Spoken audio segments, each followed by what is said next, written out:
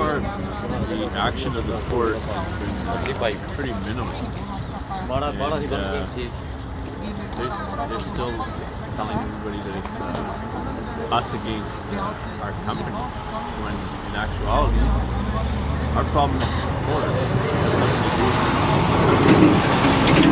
And when you're dealing with the public, that like you should be more organized and have the flow move a lot faster than blaming it on us or blaming it on other people.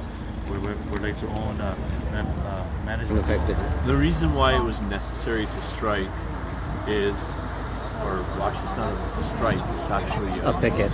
No, what it is a withdrawal of services.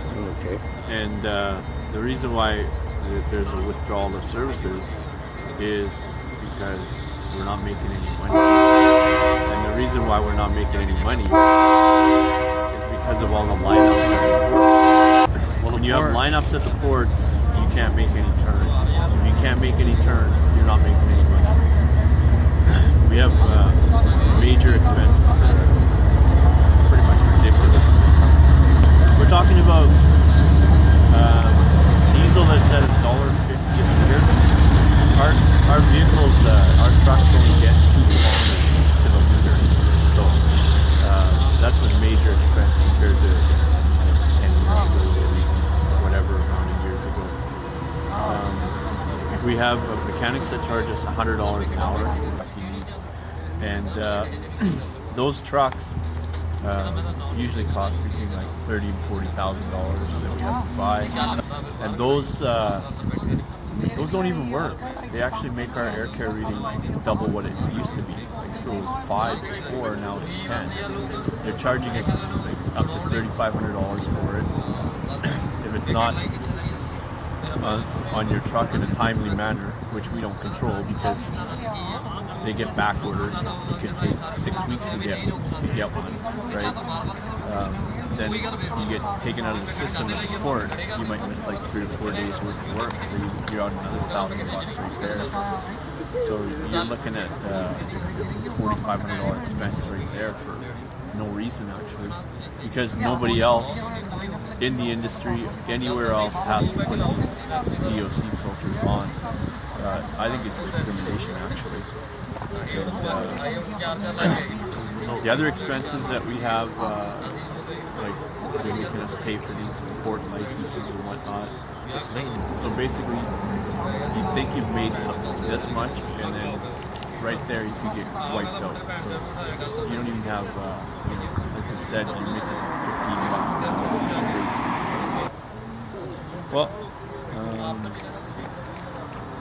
right now, we because of the strike, or Washington withdrawal of services, we actually have to reduce our expenses quite a bit more than normal, right? So, it's just like just basics right now to cover, to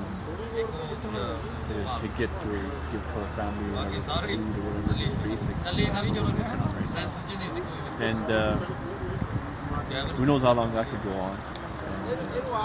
I guess there's a bit of stress, but there's stress before the withdrawal is that you never had any idea what you're going to make at the end of the day, right? And you put in all your work, you get to where you need to be, you do all the work that you're supposed to do, yet because the port does not do their job in getting these people to work properly, you can't earn anything, right? You're doing your job, but there's a lot of people out there that aren't doing theirs. They get rewarded for it. You don't get rewarded. You want to work hard, but what are you going to do, right? And do you think the general public understand what your problems are? The people that deal with container drivers on a daily basis, like people that are regular customers, they know what we go through. The general public, I don't think they know what goes on unless they're informed about it, whether the news or buddy or something has a container driver or whatever it is, right? If it's a regular customer of ours, they know what we have to deal with every single day. That the port, in my understanding, is supposed to enforce a minimum rate, that if anybody picks up at the port, that the company should be paying a minimum rate. Well, now the companies have found out that we can get away paying a little $5 less, $10 less, and it just started from the 5, 10 all the way down, and it brought it down to the poverty levels. I mean, we have to work a whole day's work, do whatever we have to do, and then still not make enough money at the end of the day because our fuel is high, our maintenance is like so high, and They don't do any work. They get paid big bucks, but they don't do any work. And the port can't make them do any work. The people at the terminals can't make them do any work, right? The labor at the port, they don't work, period. Right? There's no set schedule for them. They go on lunch, they go all at the same time, which is ridiculous. It's the first time, I've heard of anything like that where in normal, every other industry you're looking at, people go on staggered lunch hours, staggered coffee breaks and whatnot. These guys have to go together. The problem is that these rest of the problems, they won't get worked on at a later date. The only time the port listens to us is when they're being affected.